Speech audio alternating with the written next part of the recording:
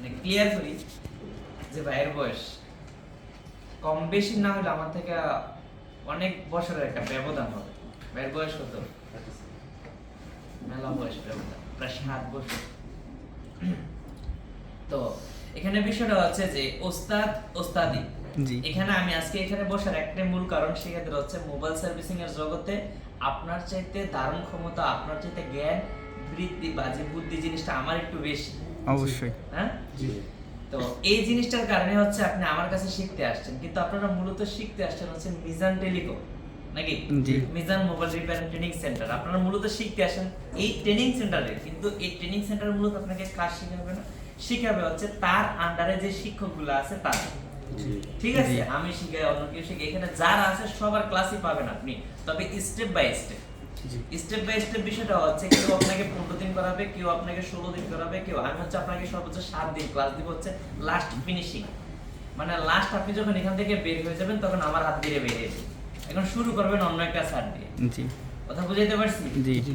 তো এই জিনিসটা হচ্ছে যে আপনি যদি শিখতে যান, সর্বপ্রথম আপনি আপনার পিছনে যেগুলো আছে এগুলো কিছু দিনের জন্য আপনার হতে এগুলো স্থগিত করে দিতে হবে। যেমন আপনার যদি কোনো নেশা থাকে, এখানে আমি আমার স্টুডেন্টকে দেখি আপনার হচ্ছে বিড়ি সিগারেটের প্রতি নেশা অনেক, বাপ মা থেকে একটু দূরে আইসা এখানে হচ্ছে আপনার উড়াদুরা।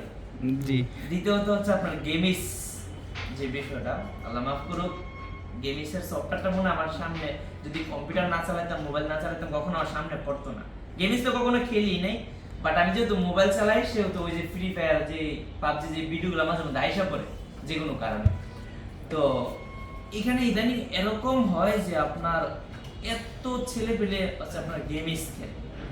তো কিছু কিছু ছেলে পেলে আছে আপনার হচ্ছে বাপ মার টাকা পয়সা দিয়ে কাজ শিখতে আসে, প্লাস ভাইয়ের টাকা পয়সা দিয়ে। ঠিক আছে, এখানে অনেকে আছে এরকম যে নিজের বাসার কোনো কিছু বিক্রি কইরা, জমি বন্ধক রেখা, গরু থাকলে গরু বিক্রি কইরা, বা আপনার যে কোনো কিছু কইরা আসে কাজ শেখার জন্য। তারা হচ্ছে মূল হচ্ছে যে কাজ শিখবে, কিন্তু যারা বাপ মার টাকা দা ভাইয়ের টাকা দিয়ে কাজ শিখতে আসে তাদের কাজ শেখাটা হয় না, মানে তাদের গায়ে লাগে না। গায়ে লাগে নাকি যে 22,000 টাকা গেলে আমার কি, গেলে বাপ মার যাবে, গেলে ভাইয়ের যাবে। ঠিক আছে, তো এখানে সবচেয়ে জিনিস যেটা হচ্ছে যে এখানে আপনার যে শিক্ষক আপনাকে যা বলবে তা আপনি যদি মেনটেন করে চলতে পারেন, সেক্ষেত্রে যদি আপনি কাজ না শিখতে পারেন সেক্ষেত্রে আপনি আমারে ধরবেন, যে ভাই হয়তো ভিডিও করতেছে, হ্যাঁ, সেক্ষেত্রে হচ্ছে আপনি আমাকে ধরবেন যে আপনি বলছেন যে এখানে স্যারের কথা পর্যন্ত যদি আমি শুনি আমি কাজ শিখতে পারবো, তাইলে আমি যেহেতু কাজ শিখতে পারি নাই সেক্ষেত্রে দায়ভার সম্পূর্ণ আপনি নেবেন। কথা বুঝতে পারছি? সম্পূর্ণ দায়ভার আমার, যেহেতু এখানে দায়িত্বে আমি, সেক্ষেত্রে হচ্ছে এখানে একটা স্টুডেন্ট যদি কাজ না শিখতে পারে, কোনো গার্ডিয়ান যদি আসে, জবাব দিয়ে এটা আমারই করতে হয়। তো সেক্ষেত্রে হচ্ছে আমার মেনটেনটা হচ্ছে এরকম, কে আসলো না, উপরে যে ক্যামেরাগুলো দেখতেছেন এগুলো সব অ্যাক্সেস আমার কাছে, আমি সব সময় মেনটেন করি। যেমন একটা স্যার এখানে ক্লাস করতেছে একজন, এখানে 50 জন বসা থাকে, 40 জন বসা থাকে, 35 জন, তো সবার ক্ষেত্রে নজরদারিটা সমান হয় না। তো এখানে স্যার ক্লাস করাইতেছে, ওই কোণাতে বসে কেউ মোবাইল টিপতেছে, ওইখানে বসে কেউ মোবাইল টিপতেছে, বিষয়টা এরকম হয়ে যায়। তো এগুলো হচ্ছে আমি মেনটেন করি ওইখান থেকে বসে। তো প্লাস আপনি ক্লাসে আসা না আসে এটা হচ্ছে আমি দেখি, আপনি আসেন না আসেন সেক্ষেত্রে হচ্ছে স্যার আপনারা বলবো আসেন নাই কেন, আর আপনি না আসলে সেক্ষেত্রে আমি হচ্ছে আপনি ডাইরেক্ট জরিমানা। ঠিক আছে, যদি জরিমানা হয় সেক্ষেত্রে হচ্ছে 200 টাকা জরিমানা একদিন অ্যাবসে বিনা কারণে। আপনার যদি কোনো অসুস্থতা বা কোনো ইমার্জেন্সি কাজ থাকে সেক্ষেত্রে হচ্ছে একটা দরখাস্ত দিতে হবে যে স্যার আমার এই কারণে আমি আসতে পারিনি। এখন ধরেন অসুস্থতা তো কোনো সময় বলে আসে, আজকে আপনি সুস্থ মানুষ, এখানে ক্লাস করছেন, বাসায় যাওয়ার পরে আপনি অসুস্থ, সেক্ষেত্রে আপনি দরখাস্ত কিভাবে দিবেন? সম্ভব? এখানে একটা দরখাস্ত লিখে এসে এখানে দিয়ে যাওয়া তো আর ক্লাস করা তো সমানই হইল। যদি এখানে আসতেই পারেন তাহলে আপনি ক্লাস কেন করতে পারবেন না? তো সেক্ষেত্রে হচ্ছে আপনি বাসায় বসে একটা দরখাস্ত মোবাইলের মাধ্যমে লিখবেন, মোবাইলের মাধ্যমে লিখে আপনাদেরকে গ্রুপে অ্যাড করে দিব, ওই গ্রুপে ছেড়ে দিবেন, যে কোনো আপনার যে ক্লাস টিচার থাকবে তাকে মেনশন দিয়া ওইখানে দরখাস্তটা দিয়ে দিবেন, বাট অ্যাকসেপ্ট হয়ে যাবে। ঠিক আছে, তো যাচাই বাছাই করার জন্য হয়তো আমি আপনারা নক দিব যে আপনার গার্ডিয়ানের সাথে কথা বলুন, যদি অসুস্থ থাকে তাহলে গার্ডিয়ান বলবো না যে অসুস্থ। কথা বুঝাতে পারছি? তো সেই ক্ষেত্রে হচ্ছে আপনার গার্ডিয়ান কথা বললে বাস অ্যাকসেপ্ট। আমার কথা কি বুঝছেন? ছুটি দেওয়া না দেওয়া স্যারের ব্যক্তিগত, কিন্তু ছুটি দিলে এটা আমি আইডেন্টিফাই করব কেন দিছি। কথা বুঝাতে পারছি? তো আরেকটা জিনিস এখানে হচ্ছে যে যে যেভাবে বলে সে এভাবেই চলার চেষ্টা করবেন সবসময়। স্যাররা যেভাবে দিক নির্দেশনা দেয় এখানে এই জিনিসটা মেনটেন করবেন, ইনশাআল্লাহ সাকসেস হবে, ঠিক আছে। আর এখানে যারা প্ল্যান করছেন যে আপনারা মনে করেন যে 22,000 টাকা কাজ শিখবেন, এটা কিন্তু 22,000 টাকা কখনো সম্পূর্ণ হবে না। এটা জানেন কয়জন? জানেন যে 22,000 টাকা সম্পূর্ণ কাজ শেখা হবে না? জানেন 22,000 টাকা নিতেছে কি? কোম্পানি নিতেছে না? খানার টাকা কে দিব? থাকার টাকা কে দিব? যাতায়াতের টাকা কে দিব? একটা ইয়াং বয়সের ছেলে তার যে খরচ, পকেট যে খরচ, এটা কে দিব? তাহলে হিসাবে দেখেন, আপনি একটু হিসাব করে দেখেন 22,000 টাকা কাজে আর 22,000 টাকা আউট খরচ যাবে। কথা বুঝাইতে পারছি? তো ধরেন আপনার 40,000 টাকা যাইলো বা 50,000 টাকা গেল যে এক মাসে কাজ শেখার জন্য, ভয় পাওয়ার কোনো কিছু নাই। আপনি যদি কাজ শিখে সাকসেস হন সর্বোচ্চ 2 মাস লাগবে ইনকাম করতে জিনিসটা। কথা বুঝাইতে পারছি? আপনারা হয়তো 50,000 টাকাতে কাজ শিখবেন, আল্লাহ মাফ করুক আমি কাজ শিখছি প্রায় 2 লক্ষ প্লাস। আপনাদের মতো এরকম হাতে কলমে কাজ শেখার সুযোগ পাইনি। এই যে মাইক্রোস্কোপ দেখতেছেন বা প্রত্যেক ব্যক্তির জন্য একটা করে সেটআপ দেওয়া আছে, একটা হট গান, একটা যেটা আমরা সোল্ডারিং আয়রন, আমরা বাঙালি যেটাকে তাতাল এটা অরিজিনাল নাম কিন্তু সোল্ডারিং আয়রন, ঠিক আছে। এটা হচ্ছে আমরা কিছু কিছু মানুষের নাম দিই, যেমন মাইক্রোস্কোপ, এগুলো একটা সেটআপ থাকে, ফুল সেটআপ। যেমন আমার সামনে যে সেটআপটা আছে এই সেটআপটা এখানে তৈরি করতে প্রায় 50,000 টাকা প্লাস। 25, 15, 5, 2, 15 এরকম একটা 50,000 টাকা প্লাস একটা সেটআপ হয়। তো এই সেটআপগুলো হচ্ছে আপনার জনপ্রতি দেওয়া আছে, কিন্তু আমাদের বেলায় ছিল না, মাইক্রোস্কোপ ছিল না। আপনি এখন যে এখানে যদি আপনি একটা জিনিস লক্ষ্য করেন, এই মাদারবোর্ডের ভিতরে কম্পোনেন্ট যেগুলো আছে, যদি আপনি এখন দেখেন আপনার কাছে মনে হবে যে তাবিজ, ছোট ছোট তাবিজ মনে হবে, কিন্তু মূলত তার নাম হচ্ছে কম্পোনেন্ট। এই কম্পোনেন্টগুলো দেখলে ছোট ছোট, এখানে কিন্তু কয়েক হাজার হবে, হ্যাঁ। তো এখানে হচ্ছে যে মূলত বিষয়টা এই ছোট কম্পোনেন্টগুলো ধরাই কষ্ট হয়ে আছে। তো সেই ক্ষেত্রে হচ্ছে আমরা মাইক্রোস্কোপ ব্যবহার করি এগুলা কি করার জন্য? বড় করার জন্য। বড় হয়ে গেছে না? এখন দরকারে সুবিধা হবে, ঠিক আছে। তো এরকম ছিল না, আমরা কাজ করতাম এখানে হাত রাখতাম, রেখে এই চোখ, নিজের চোখ বড় করে দেখতে হইতো, কষ্ট হইতো অনেক। এই জায়গাটা তুলে ওই জায়গা নিয়ে লাগাই দিতাম, একটা লাগাইতে গেলে আরেকটার সাথে জোড়া লেগে যেত। কাজ শিখছে কষ্ট করে, যারা কাজ কষ্ট করে শিখছে তারাই আজকে সাকসেস। সফলতা তারা এমনি এমনি ঘরে শুয়ে থাকলে তো আসবে না, না। সফলতার জন্য কি করতে হবে? পরিশ্রম করতে হবে অবশ্যই। এটা তো মনে করেন যে আমার নিজের কথা না, এটা কোরআন হাদিসের কথা, যে পরিশ্রম তোমার করতে হবে। রিজিক তো নির্ধারিত না সবার, সবার রিজিক কিন্তু নির্ধারিত, কিন্তু কি কইছে রিজিকের জন্য কি করতে হবে? পরিশ্রম করতে হবে। দেখেন মানুষ রিজিকের জন্য কোন কোন দেশে যাইতেছে, কল্পনার বাইরে, হ্যাঁ। তো এই রিজিক জিনিসটা হচ্ছে আপনার জন্য আপনার জন্মের পূর্বে, আপনাকে তৈরি করার পূর্বে রিজিক নির্ধারণ করা হয়েছে, কিন্তু তারপরে এই রিজিকের জন্য আমাদের কি করতে হয়? পরিশ্রম করতে হয়। তো পরিশ্রম, পৃথিবীতে আমি আপনার সাথে বেইমানি করতে পারি, আপনার বাবা মা আপনার সাথে বেইমানি করতে পারে, ভাই বেইমানি করতে পারে, কিন্তু পরিশ্রম কখনো আপনার সাথে বেইমানি করবে না। তার সাথে সাথে আরেকটা জিনিস মাথায় রাখবেন, হাতের কাজ। হাতের কাজ বুঝেন? হাতের কাজ, টেইলার্স, কাপড় সিলাই যারা, তাদেরকে কিন্তু এটা হাতের কাজ। হাতের কাজ না জিনিসটা, যে টেইলারের কাজ জানে তাদের কি মনে হয় আপনার যে তারা না খায় দুনিয়া থেকে মরে যাবে? না, মনে হয় মরে যাবে না, কখনোই সম্ভব নয়। কিন্তু আপনি একটা জিনিস লক্ষ্য করেন, বর্তমানে টেইলারের চাহিদা অনেক। বাংলাদেশে গার্মেন্টস আছে না, আপনি যে কোনো জায়গায় যান চাকরিটা পাবেন। বাদ দেন, আপনি একটা মেশিন যে কোনো ভাবে কষ্ট করে কিনেন, গ্রামে আছে না, আমাদের অঞ্চলে আছে না, ঘরে ঘরে যে কোনো একজন মহিলা মানুষ রাজমিস্ত্রি, তারা যে কাজটা শিখছে আজকে কি বৈশা খায়? কাঠমিস্ত্রি বৈশা খায় না, তাদের আজকে বেতন প্রায় একদিন আগে হয়তো 200-300 টাকা ছিল, এখন প্রায় 1000 টাকা দৈনিক ইনকাম। একটা মানুষ কেন তাদের চাহিদা, তাদের চাহিদার মূল অর্থটা বা অস্ত্রটা হচ্ছে কি? হাতের কাজ। আপনি যদি হাতের কাজ জানা রাখেন, তাহলে আপনি পৃথিবীর যে কোনো স্থানে যান, আপনি কাজ করে খেতে পারবেন। কথা বুঝাতে পারছেন? এই যে আমাদের ভাই বাদার যে বিদেশ যায়, আমি কিন্তু মালয়েশিয়া ছিলাম প্রায় 8 বছর। আমি মালয়েশিয়া থেকে আইসা হচ্ছে মূলত মোবাইল সার্ভিসিং এর জগতে ঢুকছি। তো এখানে আমার ভাই বাদারকে আমি দেখছি যে যারা কাজ শিখা না যায়, দেখবেন অনেক ফ্যামিলির ভিতরে, আমি যদি বলি যে অনেক ফ্যামিলির ভিতরে দেখবেন কিছু কিছু ছেলেপেলে আছে যে মেয়েদের প্রতি যে আকর্ষণটা থাকে তাদের, তো বাবা মা কি করে তাদেরকে কোনো কারণে খালি বাংলাদেশ ছাড়া করে বিদেশ পাঠায়। বিষয়টা এরকম না? তারা কিন্তু জীবনে অনেক কষ্ট করে। কাজ শিখা না গেলে যে বিদেশ যাওয়ার পরে যে কি কষ্ট করতে হয়, মানে আমি যে চোখে দেখছি, মানে কল্পনার বাইরে। এখন হচ্ছে যে আপনি এই জিনিসটা খুলতে পারেন না, লাগাতে পারেন না, ঠিক আছে, কিন্তু আপনি মাথায় তো বোঝা নিতে পারবেন, বোঝা বুঝেন, মাথায় ওজন, মাটি কাটা, এই কাজগুলো করতে হবে। হাতের কাজ না জানলে কষ্টের কাজ করতে হবে, সোজা কথা। আর হাতের কাজটা হচ্ছে মূলত টেকনিক, কথা বুঝাতে পারছি? এই যে মোবাইল সার্ভিসিং এর জগতে একটা জিনিস যেটা আমাদেরকে সবচেয়ে বেশি আনন্দ দেয়, একটা ফোন হঠাৎ করে বন্ধ হয় না অনেক সময়, হঠাৎ করে বন্ধ হয়ে যায়। এই হঠাৎ করে বন্ধ হয়ে যাওয়া ফোনগুলো আপনার যে কোনো একটা কম্পোনেন্ট, ক্যাপাসিটর, হ্যাঁ, এগুলো যে হলুদগুলো দেখতেছেন মাঝখানে, এগুলো হচ্ছে ক্যাপাসিটর। হ্যাঁ, আমাদের ফ্যানে ক্যাপাসিটর আছে না? আছে। এটাও সেম ক্যাপাসিটর, তবে এটা সাইজে ছোট, এটা সাইজে বড়। পার্থক্য এতটুকু। এটা যেমন স্টোরেজ করে বা ভোল্টেজ জমা রাখে, সেও কি করে? ভোল্টেজ জমা রাখে। এই ক্যাপাসিটর যেমন ফ্যানকে দ্রুত, ফ্যান কিন্তু ঘুরে হচ্ছে চুম্বকীয় শক্তির মাধ্যমে, কিন্তু ক্যাপাসিটর লাগালে সে একটু শক্তি আলাদা পায়। জি, কথা বুঝতে পারছি? তো এখানে এই ক্যাপাসিটরগুলোর কাজ সেম। এই যে একটা ক্যাপাসিটর হয়, এখানে এই ক্যাপাসিটরের প্লাস মাইনাস আছে না?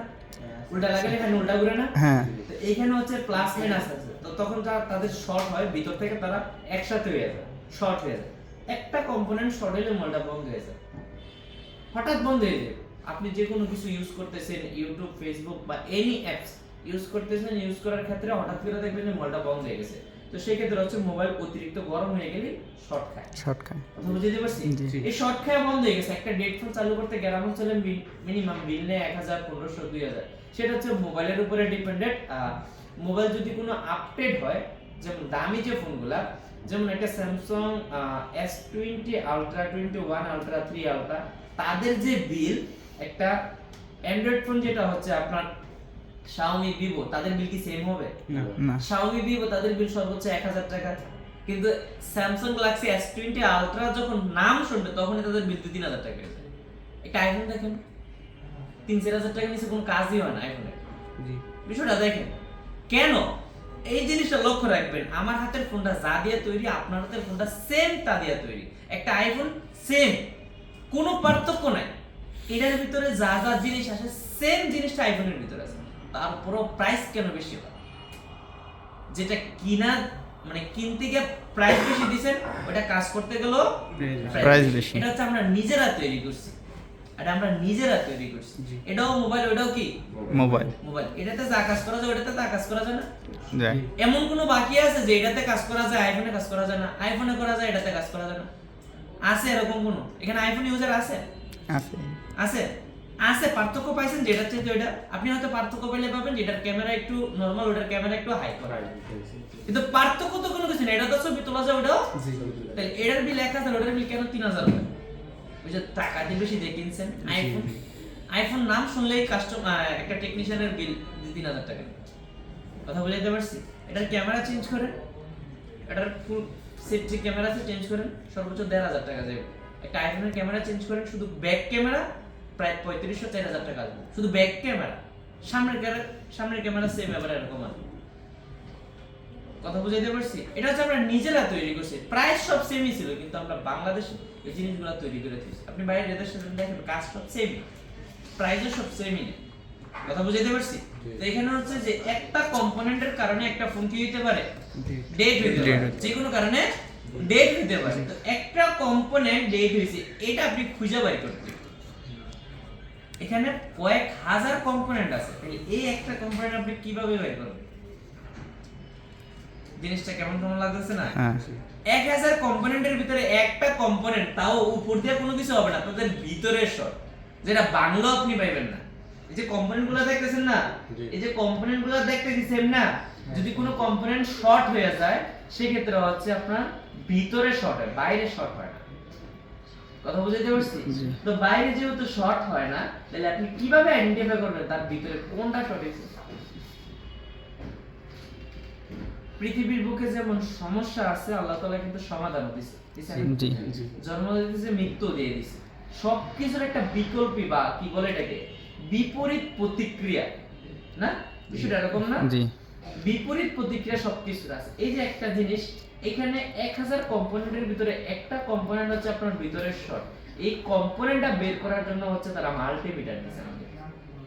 কি দিছে? মাল্টিমিটার। মাল্টিমিটার আমরা হয়তো এতটুকু জানি যে মাল্টিমিটার এইভাবে রাখার পরে দুইটা মাথা একসাথে ধরলে সাউন্ড দেয়, নাকি? হ্যাঁ। হ্যাঁ হ্যাঁ। এটা ভালো করে সবাই জানে জি।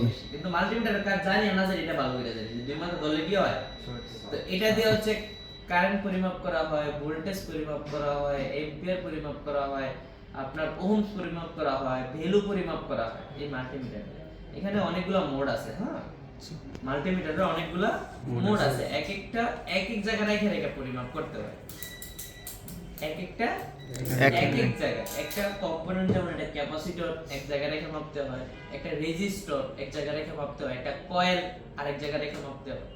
তো এগুলা এক একটা এক এক জায়গায় মাপতে হয়, এটা হচ্ছে আপনি সামনে পাবেন। তো এখন কথা হচ্ছে যে একটা কম্পোনেন্ট খারাপের ক্ষেত্রে দেখেন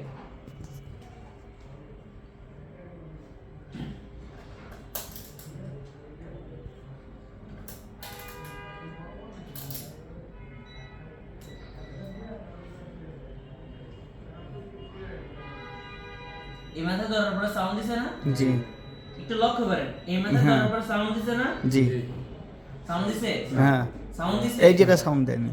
যখন শর্ট হয়ে যাবে তখন দুই মাথায় সাউন্ড দিবে। আচ্ছা। এই কম্পোনেন্টটা যখন শর্ট হইব, যখন তাদের ভিতরে যখন শর্ট হয়ে যাবে তখন তারা কি করব? দুই মাথায় শর্ট। এখন যদি 5000 কম্পোনেন্ট আবার সামনে দিয়ে বাইর করতে কষ্ট হইব? না, কষ্ট হইব না। বিষয়টা হচ্ছে এটা হচ্ছে একটা টেকনিক, ঠিক আছে? আপনি দেখেন এদিকে